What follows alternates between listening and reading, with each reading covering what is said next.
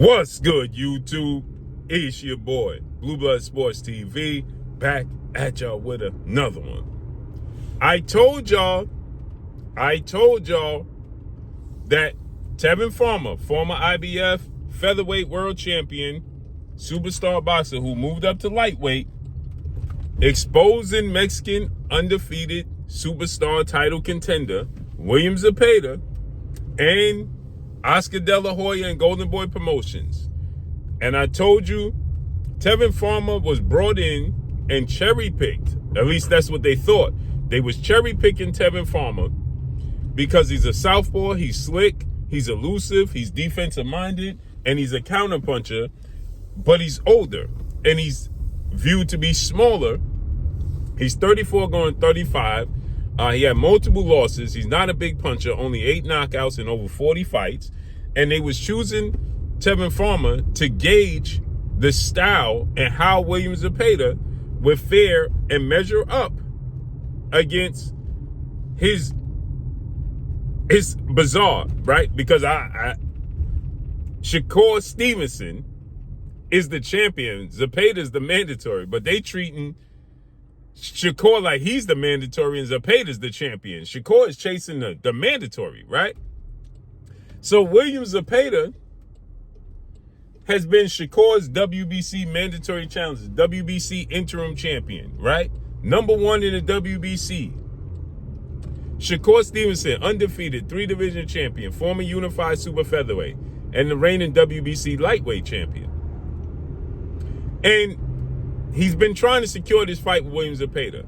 His trainer, William Zepeda's trainer, that is, Panda, been stating that William Zepeda, they reached out to make a Shakur fight for the Canelo Alvarez-William Skull undercard for May 3rd in Saudi Arabia, and Shakur Stevenson turned it down and said he's physically unable to perform.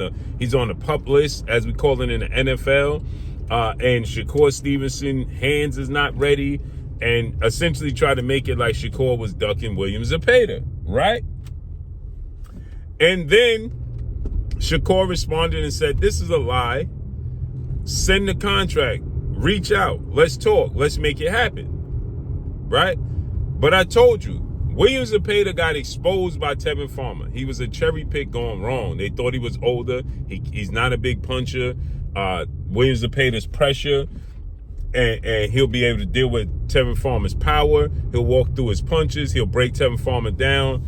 And they can get a good idea of what it's like to be in the ring with Shakur Stevenson, right? Wrong. In the first fight, they had to have 2 fights. In the first fight, Tevin Farmer drops William Zepeda and arguably wins the fight, but didn't get the decision. Then they rematch him immediately and try to rectify it and try to say, it was an anomaly. And then guess what happens? He gets arguably a draw. He gets the victory in both fights, right? Split decision and majority decision in both fights. But he gets hurt bad in the 6th round by Tevin Farmer, who had a broken hand, who clearly broke his hand in the fight. Tevin Farmer, in the second half of the fight, hurt William Zepeda multiple times, staggered William Zepeda, right? Combinations. He had no answer for Tevin Farmer outside of what they thought was Tevin Farmer's legs is not what it used to be, right? He can't move like he used to move consistently, right? He can do it in spurts, but he finds himself trapped on the ropes and in the corner, right? So he can't consistently move like he used to because he's an older fighter. So his legs are simply not there like it used to be, right? And so with that said, guess what? He still had tons and tons of success. They didn't like what they saw, people. They don't want to do that Shakur Stevenson fight. So guess what happened? Now William Zepeda is ranked number 1 in the World Boxing Association, the WBA, to try to make themselves the mandatory for who? Gervonta Tank Davis. Reason being is because, not truly because they believe they could beat Gervonta Tank Davis. I'm sure they're confident that they can compete with Gervonta Tank Davis, but they're not really in the mindset that they can beat Gervonta Tank Davis. But they could get a big payday. It's a big fight, right? So it's a big fight, big money fight. They could get a big payday out the deal. They'll lose. They don't view Shakur Stevenson as the same value as a payday. Shakur Stevenson embarrassed him for free in their eyes, right? And they don't want that. They would much rather get knocked out by Tank Davis, make a lot of money as they perceive against Gervonta Tank Davis, take their chances and say, oh, well, it's Tank Davis. He'll knock out all this.